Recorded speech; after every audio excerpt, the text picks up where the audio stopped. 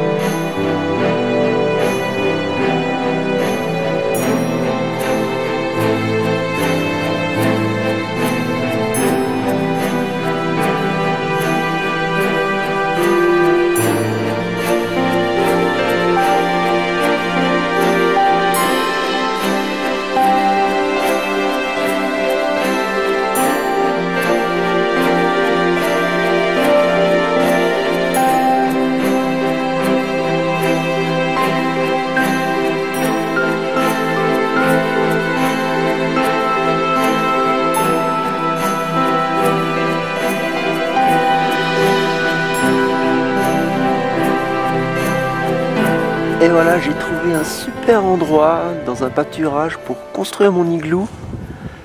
Alors regardez comme c'est beau. Et là, un endroit tout plat.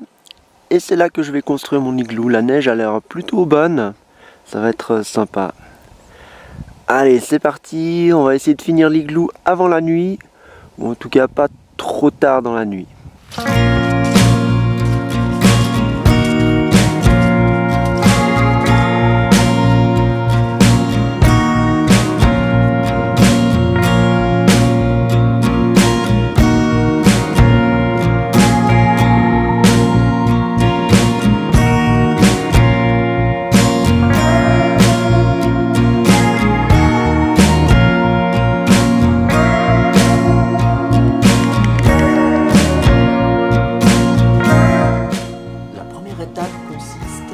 Délimiter l'emplacement de l'igloo. Il est préférable que l'igloo ne soit pas trop grand, car ce sera plus rapide de le construire, il sera plus solide et il gardera mieux la chaleur.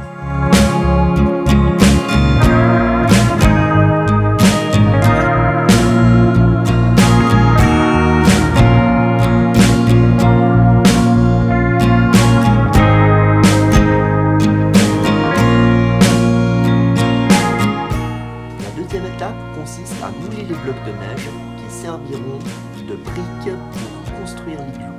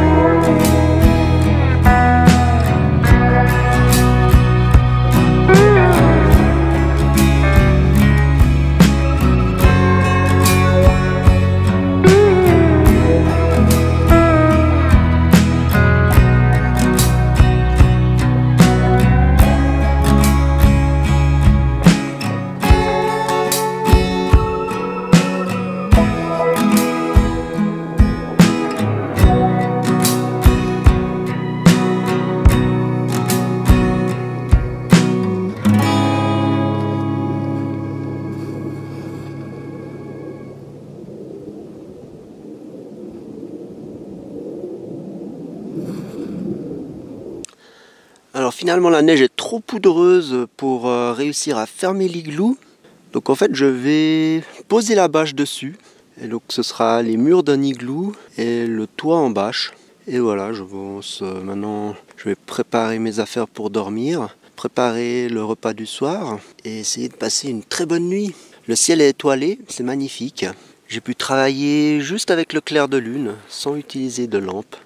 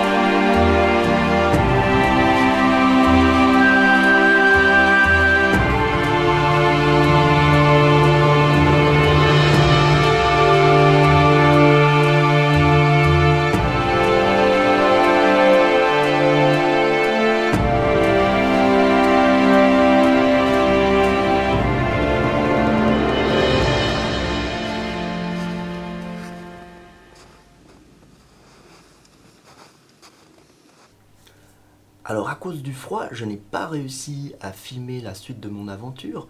En effet, les batteries ont arrêté de fonctionner. Alors j'espère que ce petit film vous a plu. J'aimerais vous donner quelques conseils pour réussir à résister au froid dans la neige, dans la montagne. Alors tout d'abord, c'est important d'avoir des habits chauds et secs. Le meilleur moyen d'avoir des habits chauds, c'est de mettre plusieurs couches d'habits. Une couche toute fine sur le corps et ensuite plusieurs couches. Et pour avoir des habits secs, je vous recommande d'avoir quelques habits de rechange que vous garderez dans un sac plastique étanche.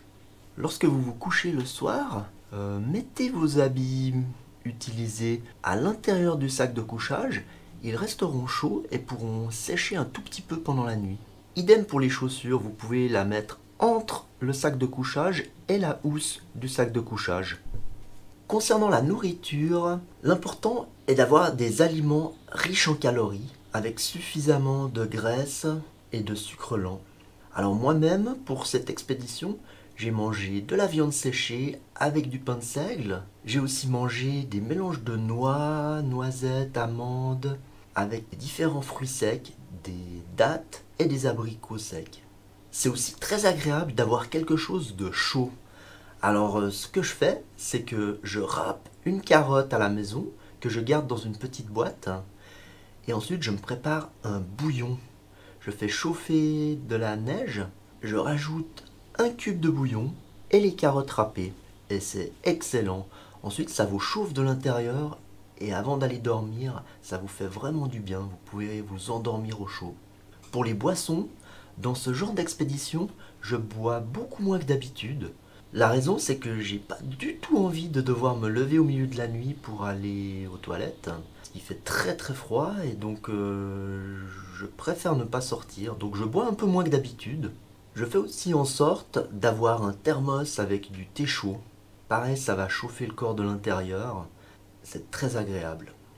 Alors, quelques accessoires très utiles, c'est d'avoir des gaines que vous pouvez mettre autour des chevilles.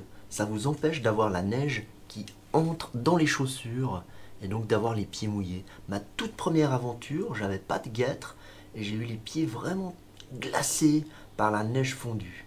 Un autre accessoire que j'ai testé pour la première fois dans cette expédition, c'est les petites chaufferettes. Vous les activez et ensuite vous pouvez les garder dans les gants et même dans le sac de couchage pour dormir près des pieds. Alors à bientôt pour de nouvelles aventures.